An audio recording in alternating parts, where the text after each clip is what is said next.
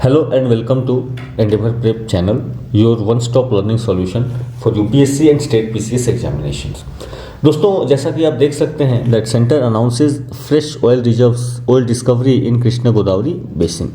अब जो है यहाँ पे ये एक आत्मनिर्भर भारत की तरफ हमारे बढ़ते कदम हैं कि हमने जो है कृष्णा गोदावरी बेसिन जहाँ पे हमें कुछ ऑयल रिजर्व्स मिले थे वहाँ से हमने जो है प्रोडक्शन अब तो स्टार्ट हो गया है। सो हरदीप सिंह पुरी इन्होंने आपको बताया कि भाई जो डीप सी प्रोजेक्ट था that is 30 kilometres of the coast of Andhra Pradesh Kakinada. तो ये काकीनाडा जो रीजन है वहाँ से 7 जनवरी को पहली बार जो है आपको एक्सट्रैक्शन करी गई है। ठीक है, so this first oil was extracted yesterday. तो कल इसको पहली बार जो है आपको एक्सट्रैक्शन हुआ है यहाँ पे, बट कहीं ना कहीं 2016-17 में जो है यहाँ पे काम स्टार्ट हो गया था कि किस तरीके से जो है यहाँ से ऑयल को आपको बाहर निकाला जाए। आपकी इन्फॉर्मेशन के लिए बता दें कि देयर आर 26 वेल्स, तो 26 तेल के कुएं जो हैं वहाँ पे या रिजर्व्स जो हैं वहाँ पे मिले हैं, जिसमें से कि जो 4 कुएं हैं the 4 wells they have started. तो इस तरीके से आपको जो है इंडिया के आपको नेशनल ऑयल प्रोडक्शन में आपको ये ग्रोथ देखने को मिलेगा। सो this is also tweeted by prime minister Narendra Modi that this is a remarkable step in India's energy journey. ठीक है, और ये कहीं ना कहीं हमारे आत्मनिर्भर भारत को जो है वो बूस्ट करेगा। साथ ही साथ it will have several benefits for our economy as well. तो हमारी इकोनॉमिक बेनिफिट्स हो सकते हैं, आप समझ सकते हो कि हमारा जो ऑयल इंपोर्ट होता है उसको कहीं ना कहीं इंपोर्ट बिल को रिड्यूस करने में मदद करेगा। साथ ही साथ आपको जो है इसके वजह से हमारी फॉरेन करेंसी जो बहुत ज़्यादा बाहर जाती है वो फॉरेन करेंसी रिजर्व्स को भी आपको जो है उसके ग्रोथ में भी कहीं ना कहीं ये मदद करेगा। तो हमें पैसे जो है डॉलर जो है वो बाहर नहीं देना पड़ेगा। साथ ही साथ इन्होंने बताया कि that we have goals that we hope to able to produce 45,000 barrels per day। तो 45,000 barrels per day के हिसाब से हम प्रोडक्शन जो है आने वाले समय में हमारा टारगेट है वहाँ से। And this will be around 7% of our total crude oil production and 7% of gas production. तो दोनों ध्यान रखें कि यहाँ पे जो कृष्णा गोदावरी बेसिन है यहाँ पे दोनों चीज़ों के रिजर्व मिले हैं, आपको ऑयल भी है एंड साथ ही साथ गैस रिजर्व्स भी हैं। तो मैं यहाँ पे आपको थोड़ी सी चर्चा करूँगा कि भाई किस तरीके से हमारे यहाँ क्या ज़रूरतें हैं, ऑयल की क्या डिमांड्स होती हैं, और ये रिजर्व जो हमको मिला है ये किस तरीके से हमारे आने वाले टाइम में हमारे इंडियन इकोनॉमी के लिए कारगर साबित होगा। सो फर्स्ट थिंग दैट आप देख सकते हो कि दिस वाज, एक तो आपको ये ध्यान रखना है this is a deep water block. ठीक है, यानी कि ये समंदर में काफ़ी गहराई में है ये आपको जो ऑयल रिजर्व्स मिले हैं। एंड जो है this will help increase ONGC total production of oil and gas by 11% and 15%। तो ऑयल के प्रोडक्शन में आपको 11% की ग्रोथ मिलेगी एंड नेचुरल गैस के प्रोडक्शन में आपको 15% की, that is the of the ONGC। ठीक है, तो ये इंडिया का पर्सपेक्टिव से नहीं ONGC के पर्सपेक्टिव से है। And the peak production is expected to be 45,000 barrels of oil per day and over 10 MMSCMD। ये MMSCMD का मतलब होता है million metric standard cubic metre per day. तो इतना जो है हमें प्रोडक्शन होने को मिलेगा। अब कहता है कि ये है कहाँ, ये रीजन कहाँ है। तो आप अगर कृष्णा गोदावरी बेसिन, तो इंडिया का आप मैप देखोगे तो यहाँ पे इस तरीके से आपको नीचे बना हुआ दिखेगा और यहाँ पे कृष्णा एंड गोदावरी रिवर्स आई हैं और इन्होंने जो है एक डेल्टा यहाँ पे बनाया हुआ है जिसको कृष्णा गोदावरी डेल्टा बोलते हैं। तो ये उस रीजन में जो आपको बे ऑफ बंगाल के साइड है वहाँ पे ये जो डेल्टा है तो उसके आसपास का जो रीजन है उसी को हम क्या बोलते हैं, this is known as Krishna Godavari basin region. अब जो है this is a large basin of continental margin located on the east coast of India. अब जो है यहाँ पे एक टर्म है that is this Krishna Godavari basin is a continental passive margin pericratonic basin. अब इसका मतलब समझते हैं, ये ज्योग्राफी के टर्म देखो इस तरीके के टर्म्स जो हैं आपसे पूछ लिए जाएंगे भाई ये कॉन्टिनेंटल पैसिव मार्जिन क्या होता है।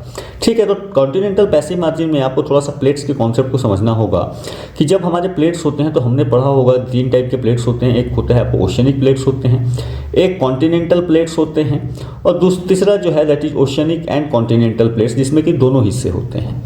ठीक है, ये जो कॉन्टिनेंटल पैसिव मार्जिन है this is related to oceanic and continental plate. तो ये जो होता है नॉर्मली क्या होता है कि आपको यहाँ पे ओशियनिक प्लेट है और यहाँ पे कॉन्टिनेंटल प्लेट है और ये दोनों मिलते हैं तो यहाँ पे एक बेसिन बन सकता है। दूसरा क्या है कि 2 ओशियनिक प्लेट्स हो तो वहाँ पे बेसिन तो नहीं बनेंगे बट आपको फीचर्स जो है वहाँ से लैंड से सी का ट्रांजिशन नहीं होगा।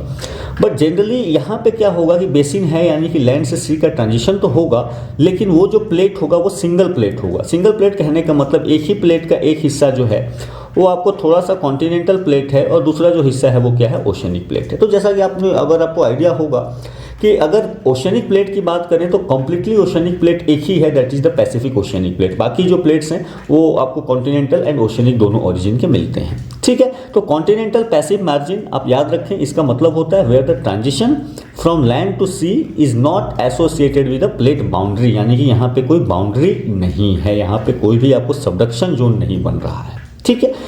दूसरा जो पॉइंट है दैट इज द पेरिक्रेटोनिक ब्लॉक। अब पेरिक्रेटोनिक ब्लॉक का मतलब होता है ये वो रीजन है जहाँ पे आपको सेडिमेंट्स मिलते हैं। आपको क्या मिलते हैं, सेडिमेंट्स मिलते हैं, यानी कि ये विद इन द प्लेट जो है क्या हुआ होगा, रप्चर हुआ होगा, और रप्चर होने के बाद जो है एक हिस्सा नीचे को गया होगा, और जब नीचे गया होगा तो बहुत सारी चीज़ें जो है इसमें ये जब ब्लॉक आपको नीचे आ जाएगा, आप समझो कि ये ब्लॉक जो है कुछ इस तरीके से आपको नीचे आ गया, यहाँ पे आ गया, तो इसमें बहुत सारे plants and all this things ये क्या होंगी, ये डिपॉजिट होगी और ऊपर से सेडिमेंटेशन होता चला जाएगा, ऊपर से सेडिमेंट्स मिलेंगे।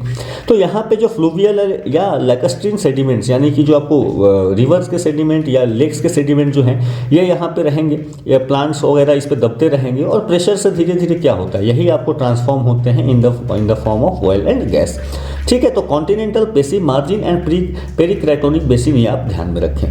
सो this was following the rifting along eastern continental margin. तो ये जब आपका रिफ्ट हुआ था, यानी कि ये जो प्लेट था तो सिंगल प्लेट था, बट इसी के अंदर में यहाँ पे रिफ्टिंग हुई, और रिफ्टिंग होने के बाद ये जो प्लांट लाइफ वगैरह थे ये दबते हैं, और दबने के बाद यहाँ पे आपको ऑयल का फॉर्मेशन होता है, ठीक है, in the period of early Mesozoic era, ठीक है। एंड अब इस बेसिन का अगर और बात करें यहाँ पे, तो ईस्टर्न कोस्ट में आपको ऑलिव रिडली सी टर्टल्स का आपने नाम सुना होगा। तो आपको उड़ीसा का जो गहीरमाथा बीच है और ये जो रीजन है ये काफ़ी फेमस हैं। तो ध्यान रखें कृष्णा गोदावरी बेसिन के रीजन में भी ये ऑलिव रिडली सी टर्टल्स जो हैं ये आपको मिलते हैं, ठीक है। एंड इनका जो IUCN स्टेटस है वल्नरेबल है, तो हमें कहीं ना कहीं ऑयल एंड गैस ड्रिलिंग करने के टाइम में है जो है इनको भी ध्यान रखना होगा।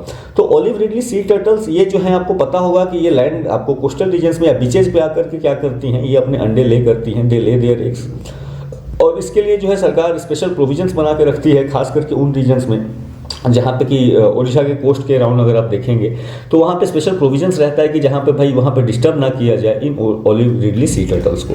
तो कृष्णा गोदावरी बेसिन रीजन में जहाँ पे ऑयल की ड्रिलिंग होगी तो आप समझ सकते हैं कि बहुत सारे आपको जो है पॉल्यूशन भी वहाँ पे रिलीज होगा, तो हमें कहीं ना कहीं इनकी चिंता भी करनी होगी, वहाँ पे स्पेशल प्रोविजंस बनाने होंगे ताकि इन पे ज़्यादा असर ना पड़े, ठीक है। अब आपको थोड़ा सा मैं आपको मैप पे दिखा देता हूँ। So this is the Krishna Godavari region, ये आपका आप यहाँ से यहाँ पे आपको this is the Godavari river, यहाँ से इस तरीके से कृष्णा रिवर आती है, और ये जो डेल्टा बनता है इसी को क्या बोलते हैं, कृष्णा गोदावरी डेल्टा बोलते हैं, और ये इसके आसपास का जो रीजन है that is known as Krishna Godavari basin region, ठीक है। तो ये ध्यान रखें।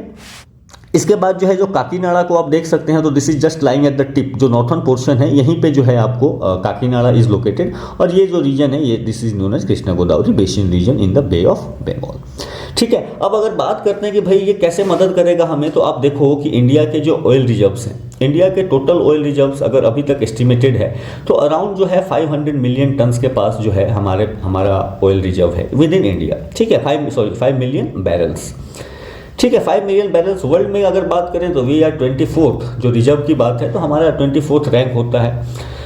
एंड ये जो पेट्रोलियम है this is enough reserve for 3 years, तो भारत जितना यूज करता है उसके लिए ऑलमोस्ट 3 ईयर्स के लिए दिस पेट्रोलियम इज इनफ, ठीक है। बट अगर हम बात करें इंडिया में ऑयल प्रोडक्शन की, तो ऑयल प्रोडक्शन में हमारा रैंक बहुत पीछे आता है। Oil production we just produce almost 1 million tons of 1 million barrels per day. अब ये जो 1 मिलियन बैरल्स पर डे है this is not enough for India. Almost जो है 80% हमें जो अपना ऑयल है वो हमें क्या करना पड़ता है, इंपोर्ट करना पड़ता है। ऑलमोस्ट 50% ऑफ जो हमारा गैस है वो हमें क्या करना पड़ता है, इंपोर्ट करना पड़ता है, ठीक है। तो इसके वजह से आप समझ सकते हो कि हमें फॉरेन करेंसी चाहिए होती है, वो हमें देना पड़ता है, राइट। अब देखो कि भाई अगर ये 1 मिलियन बैरल्स पर डे ये हम प्रोड्यूस कर पाते हैं, तो कहीं ना कहीं अगर कृष्णा गोदावरी बेसिन में जो आपको सोर्सेज मिले हैं, जो नए तेल के कुएं मिले हैं, और अगर उनसे प्रोडक्शन चालू होगा तो definitely this position will improve, ये कहीं ना कहीं बढ़ेगा। और ये एडेड विथ अदर मेजर्स, तो अदर मेजर्स क्या है, तो धीरे धीरे हम रिन्यूएबल्स पे फोकस कर रहे हैं, धीरे धीरे जो है हम सोलर एनर्जी की बात कर रहे हैं, विंड एनर्जी की बात कर रहे हैं, साथ ही साथ हम इथानॉल ब्लेंडिंग की बात कर रहे हैं, ठीक है, हम बायोगैस प्रोडक्शन की बात कर रहे हैं, तो इन सबको मिला के हम क्या कर सकते हैं, हम इंडिया की dependence on the crude oil जो कि हमें इंपोर्ट करना पड़ता है वो हमें कहीं ना कहीं रिड्यूस करने में मदद करेगा। ठीक है, तो आप देखो कि ऑयल कंजप्शन हमारा almost 5 million barrel per day का है, जबकि हम produce 1 million barrel per day करते हैं, तो ये कहीं ना कहीं आपको बूस्ट करेगा। तो जिस तरीके से बताया है पुरी जी ने कि भाई 7% जो है आपका प्रोडक्शन जो होता है वो ऑलमोस्ट 7% प्रोडक्शन आपको ऐड होगा यहाँ फ्रॉम कृष्णा गोदावरी बेसिन। ठीक है, आने वाले समय में और देखते हैं कि इससे और क्या इंप्रूवमेंट होती है। आप मुझे कॉमेंट करके बताओ कि इंडिया के जो सबसे बड़े ऑयल रिजर्व्स हैं वो कहाँ पे हैं। ठीक है, ऑयल रिजर्व्स इंडिया के सबसे, ऑयल एंड गैस रिजर्व जो है वो सबसे बड़े इंडिया के कहाँ पे हैं। ठीक है, तो मैं आपको हिंट दे देता हूँ, एक जो है आपको वेस्टर्न कोस्ट में है और दूसरा जो है आपको नॉर्थ ईस्ट में है। ठीक है, ये 2 रीजन जो हैं जहाँ से कि इंडिया का मैक्सिमम ऑयल का प्रोडक्शन आपको होता है। ठीक है, सो आगे देखेंगे इस पे और क्या डेवलपमेंट होती है, इसके इकोनॉमिक एंगल पे क्या चर्चाएं होती हैं, इसके आपके जियोपॉलिटिकल एंगल पे इससे क्या चर्चा होती है। ठीक है, बट तब तक के लिए आप एग्जाम के पर्सपेक्टिव से इन चीज़ों का ध्यान रखें। ठीक है, so keep reading and have a nice day. Thank you. एक चीज़ और आप साथ में ध्यान रखें कि आप हमारे टेलीग्राम चैनल को ज्वाइन कर सकते हैं। इस टेलीग्राम चैनल को आप ज्वाइन करेंगे तो आपको सारी की सारी PDF जो है फ्री में मिल जाएंगी। साथ ही साथ ये हमारे सोशल मीडिया हैंडल्स हैं, आप इनको जरूर ज्वाइन करें एंड फॉलो अस, तो हम आपको इस तरीके की और इन्फॉर्मेटिव वीडियो फ्यूचर में लाते रहेंगे। ठीक है, have a nice day and thank you.